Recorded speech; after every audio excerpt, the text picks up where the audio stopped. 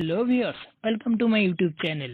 Background remove এর প্যারা। Adobe Photoshop install করো, কম্পিউটার হ্যাং হয়ে যাচ্ছে, Photoshop কাজ করতেছে না, এছাড়াও রিমুভ করার কাটিং মাটিং এর প্যারা তো রয়েছে। সো আমি আছি মোহাম্মদ মাহফুজুর রহমান আমার রিয়েল টেকের পক্ষ থেকে। চলুন মেইন ভিডিওতে ফিরে যাওয়া যাক। প্রথমে আমাদের একটি ব্রাউজার অন করে নিতে হবে। এখানে গুগলে গিয়ে সার্চ করতে হবে ব্যাকগ্রাউন্ড রিমুভ।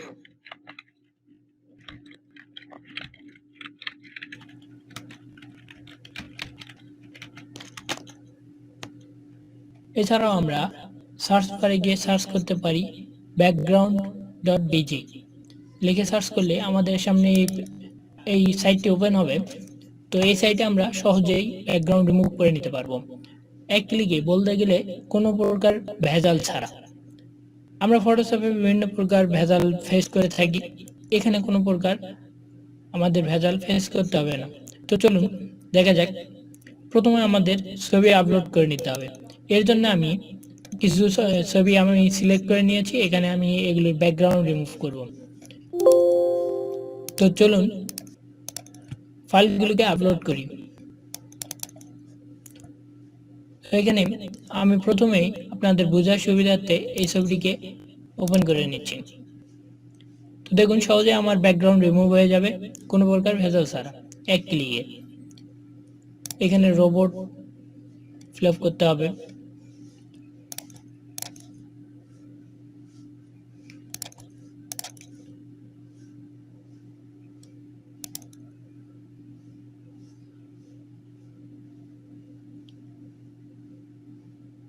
তো দেখুন সহজে আমার ব্যাকগ্রাউন্ড রিমুভ হয়ে গিয়েছে। আমরা এডিটে যদি চাপ দেই তাহলে আমরা এডিট করে নিতে পারবো ছবিটিকে। দেখুন কত নিখুঁতভাবে আমার ছবিটি ব্যাকগ্রাউন্ড রিমুভ হয়ে গিয়েছে।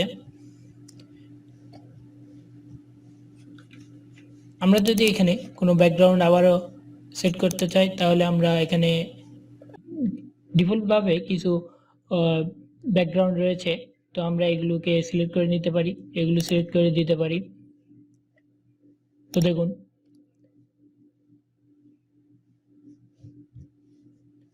এভাবে আমরা কালারও সেট করে নিতে পারি। এছাড়াও ডিফল্টভাবে কিছু কালার এখান থেকে সিলেক্ট করে দিতে পারি, আমাদের যে কালারটি পছন্দ হবে তা আমরা সিলেক্ট করে দিতে পারি।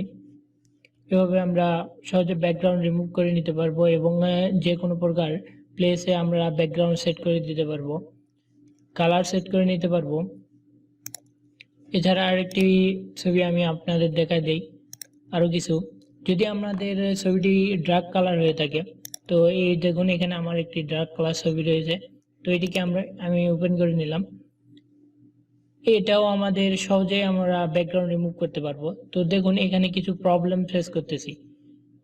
এখানে দেখা যাচ্ছে কিছু ব্যাকগ্রাউন্ড আমাদের কেটে গিয়েছে। তো এর জন্য আমরা কি করতে পারি, এরপরে এর জন্য আমরা এডিটে ক্লিক করে আমাদের ইরেজ টুলটাতে সিলেক্ট করে নিতে হবে। এরপরে ইরেজটাকে আমরা একটু কমায় নিয়ে এটাকে জুম করে নেব, প্লাস এ চাপ দিলে সহজেই জুম হয়ে যাবে। তো এখানে দেখুন আমরা যদি কার্সারটি ক্লিক করে দেই তাহলে আমরা সহজেই কেটে নিতে পারতেছি।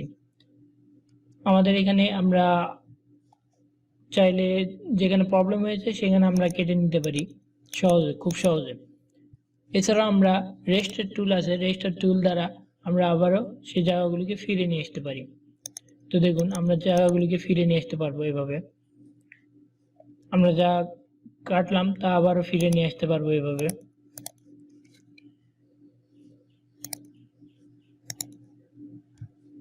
আরেকটি ছবি আমরা দেখি কিরকম হয়।